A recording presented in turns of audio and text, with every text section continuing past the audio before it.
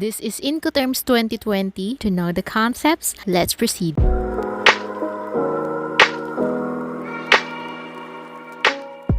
When we say INCOTERMS 2020, ito yung mga shipping terms na ginawa at pinublish ng ICC or International Chamber of Commerce. INCOTERMS or International Commercial Terms. When we say international, if you want to ship goods internationally, you need to know this topic. This Incoterm is only for international shipping. Therefore, we don't need Incoterms for domestic shipments. Commercial naman, kapag sinabi natin commercial, it's about activity of buying and selling goods, trading goods. Terms, there are 11 terms which have 4 groups, E, F, C, D terms, and there are 11 terms. Under E terms, there's X works. Under F terms, free alongside ship. FOB, free on board. FCA, free carrier at. Under C terms, there's CFR, CIF, CPT, CIP. And under D terms, there's DPU, DAP,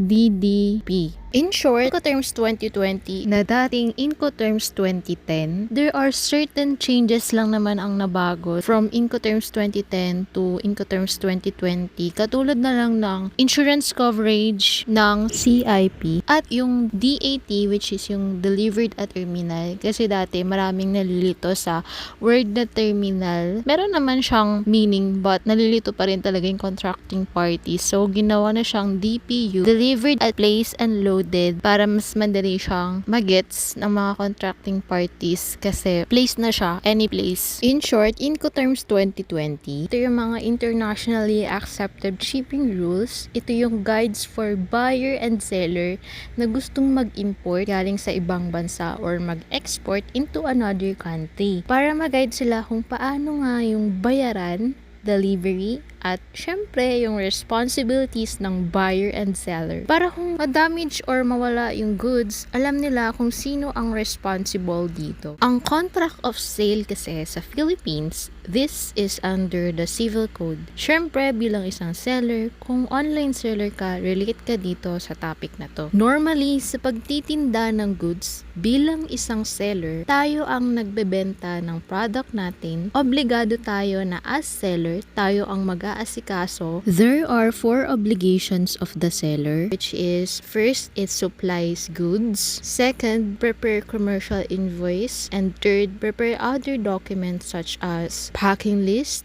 certificate of origin, and bill of lading, and etc. At syempre, obligado din sa seller na ipadala ang mga goods na ito sa ating buyer. At bilang isang buyer naman, syempre, obligado tayo magbayad in cash or equivalent. Ang obligation naman ni buyer is to pay the contract price, agreed price, at kung kailan at paano niya ito ibabayaran. Kung nagbebenta ka naman ng goods sa ibang bansa, mas madami itong kailangan pagkasunduan dahil nga labas ito ng Pilipinas, mahirap itong habulin kung ito man ay isang bogus buyer. Kaya sa mga international transaction, ito ay ginagamitan ng INCOTERMS. Ano-ano nga ba yung mga bagay na pinag-aalala o binibigyan natin ng pansin bago tayo makipag-transact internationally? Syempre, unang-una ay yung good item or article. Kung ito ba ay high quality, class A. Example na lang natin is yung projector. Pangalawa, kung ano nga ba ang features and specs nito.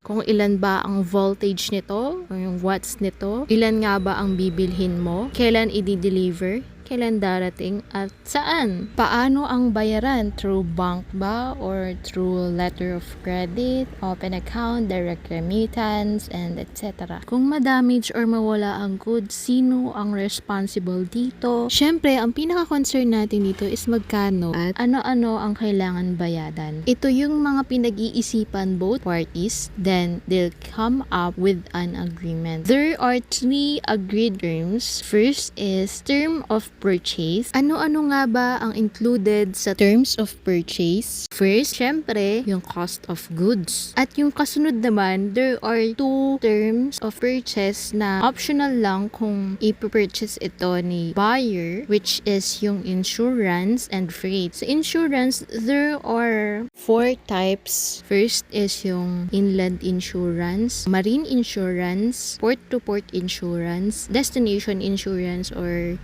outward word insurance. Insurance is optional if buyer purchase insurance, and also the freight, optional din yun kung babayaran niya na. Freight, there are two types of freight, sea freight and air freight. Sama din ang other charges sa terms of purchase. There are two types of other charges. There is origin other charges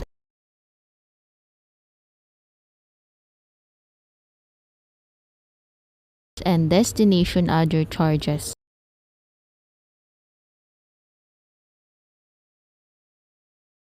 Number 2, in terms of delivery. Kapag na-deliver mo na yung goods, means pati yung risk ay natatransfer na din. Ibig sabihin lamang nito ay if ang goods ay na kay seller, nasa kanya pa ang risk. If na-deliver na ni seller to the buyer, ang risk ay matatransfer na kay buyer. So what are the types of risk? There's loss, damage, deterioration.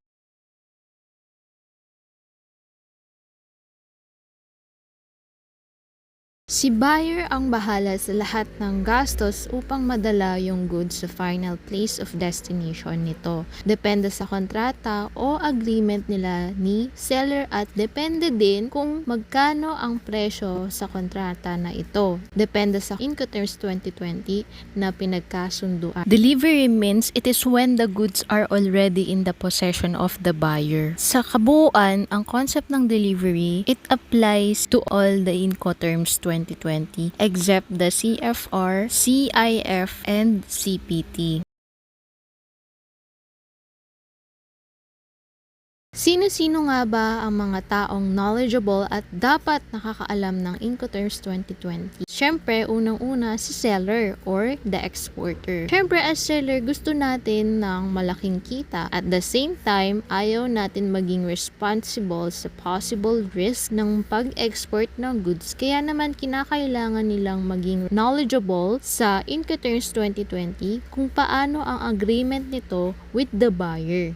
At kung magkano ang magiging contract price by getting the commercial invoice done appropriately upang di siya malugi at para malaman nila kung hanggang saan lang ang responsibilities niya sa pag-export ng good. Number 2, syempre si buyer or the importer. Bilang buyer naman, syempre gusto natin babaan yung contract price para makatipid at the same time ayaw din nating maging responsible sa mga posibleng risk ng pag-import ng goods, kaya naman kailangan siyang maging knowledgeable sa INCOTERMS 2020 kung paano ang agreement nito with the seller at magkano ang babayadan niya upang malaman niya kung inuutakan ba siya ni seller, kung reasonable ba yung contract price, at para na din malaman niya kung saan magsisimula ang responsibilities niya sa pag-import ng goods. As we have said earlier, seller gusto niya ng kita, and at the same time, syempre si seller ayaw niya ng risk, so ang preferred INCOTERMS sa kanya is Xworks. So Xworks is the most basic. Ang advantage naman ng Xworks is si buyer ang bahala sa lahat ng gastusin at risk. Ngunit ang disadvantage naman dito is mawawalan siya ng chance na magkaroon siya ng malaking kita. Pero kung ang priority naman ni seller is ang kita, ang preferred INCOTERM 2020 para sa kanya is DDP or Delivered Duty Paid. Pero kung ayaw niya talaga ng risk, Xworks na INCOTERM ang para sa kanya. Ang preferred INCOTERMS 2020 naman para kay buyer dahil gusto niyang babaan ang contract price at ayaw niya rin ng risk. Ito ay ang INCOTERM na DDP or Delivered Duty Paid. This is the most complete INCOTERM. Ngunit ang disadvantage para dito, it's pricey. Ang advantage naman dito, si seller na ang bahala sa lahat ng gastusin at risk. Saka mo siya babayaran pagka-deliver nito sa iyong destination. Pero kung ang priority naman ni buyer is makatipid, ang preferred INCOTERMS 2020 para sa kanya is Xworks. Para na rin maiwasan niya ang markups ni seller sa contract price nito. Pero kung si buyer naman ay ayaw niya talaga ng risk, ang preferred INCOTERMS para sa kanya is Delivered Duty Paid or DDP. Third is yung freight forwarder. Syempre, itong mga freight forwarder, sila ang mas knowledgeable,